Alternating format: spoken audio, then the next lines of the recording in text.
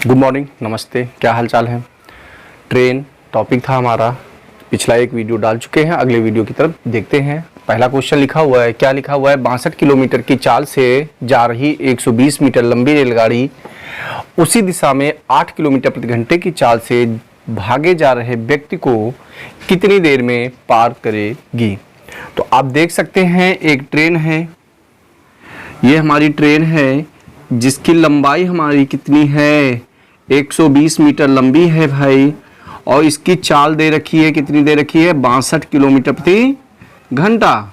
ठीक है, और इसी दिशा में सपोज दैट ट्रेन इस दिशा में जा रही है, तो इसी दिशा में एक व्यक्ति जो है वो इसी दिशा में भागा जा रहा है, इसी दिशा में भागा जा रहा है, जिसकी स्पीड है 8 किलोमीटर प्रति घंटा। तो हमने आपको बताया था अगर दोनों चीजें एक ही दिशा में जाएंगी तो कौन सी चाल लगती है? सापेक्षिक चाल। कौन सी चाल होती है? सापेक्षिक चाल। अगर सापेक्षिक चाल की बात करते हैं तो सापेक्षिक चाल क्या होती है? दोनों जब एक ही दिशा में चलेंगे तो दोनों ही आपस में माइनस हो जाएंगे। ठीक है, अगर घटाते हैं 62 में से 8 गया तो कितना आ जाएगा जी?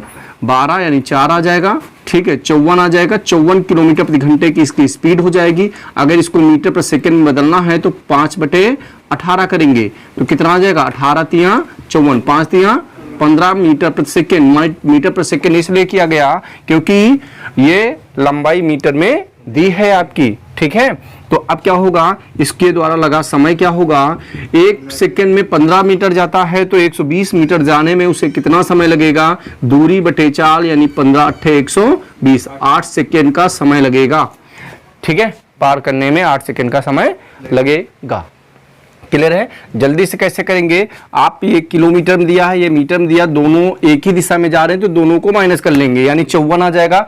यानी 54 क्या आता है? 18 के पहाड़े में 3 बार में आता है तो 15 आ जाएगा। 5 के पहाड़े में 15 हो जाएगा। 15 से 120 को डिवाइड करेंगे तो 15 8 120।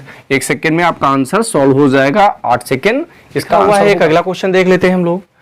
64 किलोमीटर की चाल से जा रही 200 मीटर लंबी रेलगाड़ी अपने सामने से 8 किलोमीटर प्रति घंटे की चाल से भागे आ रहे व्यक्ति को कितनी देर में पार करेगी? सपोज एक रेलगाड़ी है, ठीक है, एक रेलगाड़ी है जिसकी लंबाई कितनी है? जिसकी लंबाई है 200 मीटर। ठीक है, अब मीटर है और चाल ऑलरेडी दिया है 64 किलोमीटर प्रति घंटा। इसका मतलब है कि किलोमीटर प्रति घंटा है तो इसको किस में बदलना पड़ेगा मुझे? मीटर प्रति सेकंड में। और इसी के सामने अगर ट्रेन इधर जा रही है, इसी के सामने से एक व्यक्ति आ रहा है और व्यक्ति की स्पीड कितनी है भाई? 8 किलोमीटर प्रति घंटा। अगर दोनों एक दूसरे की तरफ रोटेट करते हैं या मूवमेंट करते हैं तो इसमें कौन सी चाल लगेगी? सापेक्षिक चाल। अगर सापेक्षिक चाल की बात करते हैं तो दोनों एक दूसरे की तरफ आ रहे हैं तो दोनों चालें आपस में जुड़ जाती हैं। ठीक है, तो ये 72 किलोमीटर प्रति घंटा हो जाएगा। और किलोमीटर प्रति घंटे को मीटर प्रति सेकंड में बदलने के लिए क्या करेंगे? 5/18, 18 चौके 72, 4 पंचे 20 मीटर प्रति सेकंड। ठीक है, तो इसके द्वारा तय लगा समय कितना होगा एक दूसरे को पार करने में? तो 200 मीटर की दूरी को 20 के हिसाब से तय करता है तो कितना समय लगेगा? 10 सेकंड का समय। कितना सेकंड का समय लगेगा? रेलगाड़ी है अपने विपरीत दिशा से 5 किलोमीटर प्रति घंटे की चाल से अपनी ओर आते हुए व्यक्ति को 6 सेकंड में क्या करती है? पार करती है। तो रेलगाड़ी की स्पीड क्या होगी?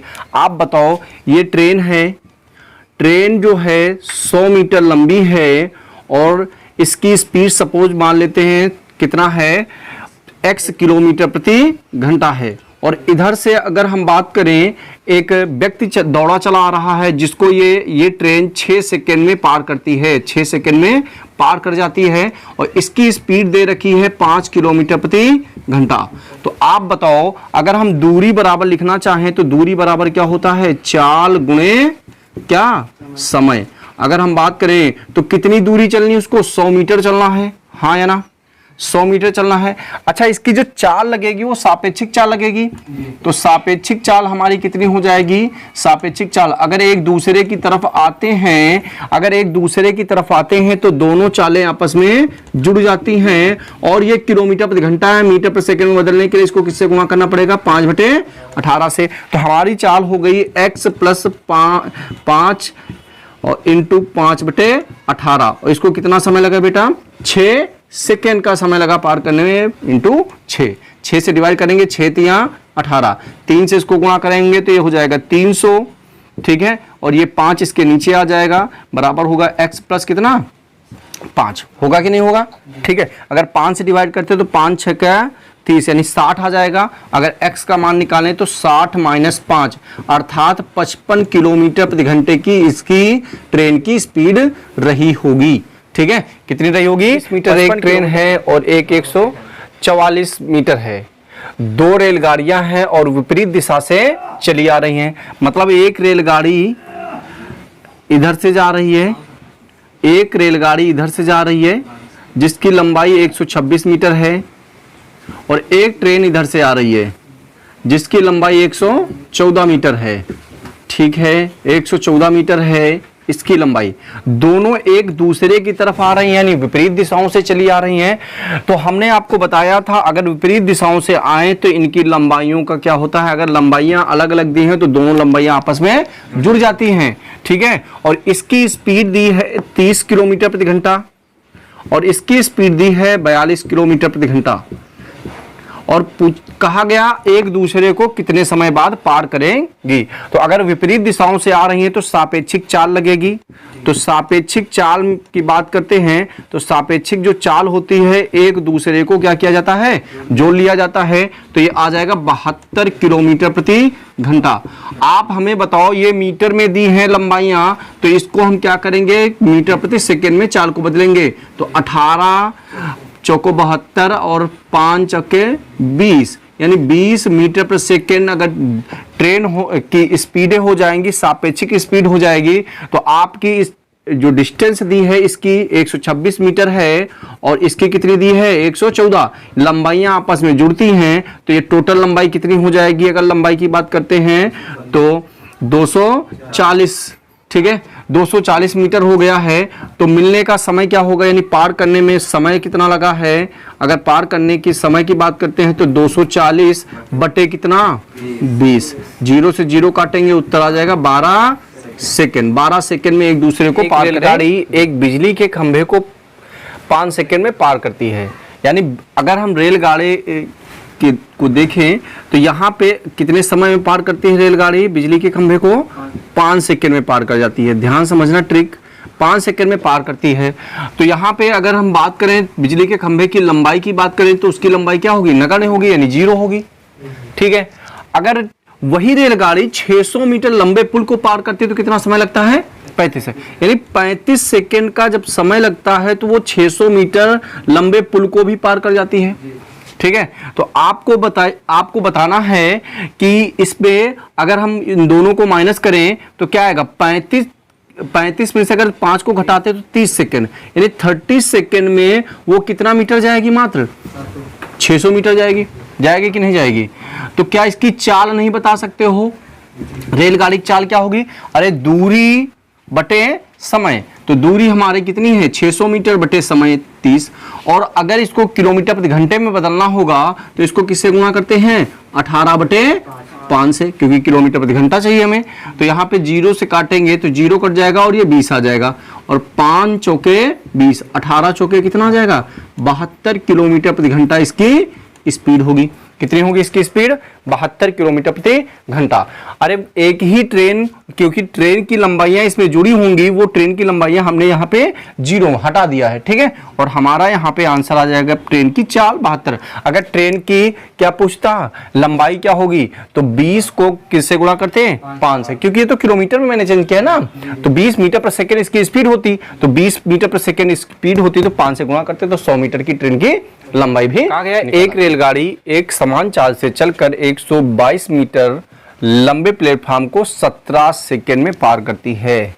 तथा 210 मीटर लंबे प्लेटफॉर्म को 25 सेकंड में पार करती है। तो ट्रेन की स्पीड और लंबाई चाहिए हमें, ध्यान से समझना। यानी कि ट्रेन जो है ना, पहले तो 122 मीटर लंबे प्लेटफॉर्म को पार करती है, और जब प्लेटफॉर्म को पार करेगी तो उसके साथ उसकी ट्रेन की लंबाई भी तो जुड़ी होगी। तो लंबाई, अपनी लंबाई को भी जोड़ा जाएगा इसमें, तब मिलके वो 17 सेकंड में पार करती है। इसी प्रकार से 210 में से उसकी ट्रेन की लंबाई जुड़ी होगी, तब वो 25 सेकंड लगाती है। तो अभी हमने आपको बताया है सिंपल सा नियम, समय और लंबाई, ठीक है। पिछली बार अगर खंभा दिया था तो उस पर लंबाई आपकी 0 मान लेते थे, इस बार ऑलरेडी दे रखा है। तो जब 17 सेकंड का समय लगता है तो वो 122 मीटर जाती है, ठीक है। 122 मीटर ट्रेन जाती है, अपनी लंबाई को जोड़ के भी इसमें दिया गया, जबकि हमने केवल लंबाई प्लेटफॉर्म के लिए रखी, ठीक है। आगे आ जाते हैं, अगर इसको 25 सेकंड का समय लगता है तो वो 210 मीटर का प्लेटफॉर्म पार करती है ट्रेन की लंबाई। अगर इसको हम माइनस करें तो ये 8 सेकंड आ जाएगा, हाँ है ना। 8 सेकंड में जाएगा कितना, यहाँ पे माइनस करेंगे तो ये आपका 8 और 8 88 मीटर, ठीक है। तो इसकी चाल क्या हो जाएगी, इसकी चाल हो जाएगी कितनी, दूरी बटे समय, यानी 11 मीटर प्रति सेकंड, ठीक है।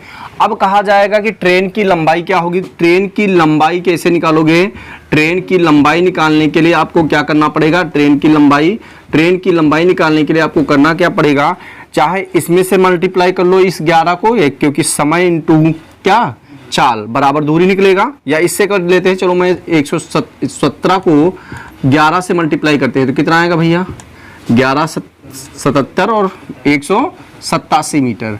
लेकिन इसमें 187 मीटर में से ट्रेन प्लेटफॉर्म की लंबाई जुड़ी हुई है। अगर प्लेटफॉर्म की लंबाई हम माइनस कर देते हैं तो हमें ट्रेन की लंबाई मिल जाएगी, कितना आ जाएगा, 65 मीटर। यानी ट्रेन की लंबाई कितनी हो जाएगी, 65 मीटर। तो चलिए आज के लिए इतना ही है, अब देखते हैं ऐसे ही क्वेश्चन आप करके देखिएगा। धन्यवाद। हमारे चैनल को सब्सक्राइब करिए, वीडियो को शेयर करिए, लाइक करिए और कमेंट जरूर करिए। धन्यवाद।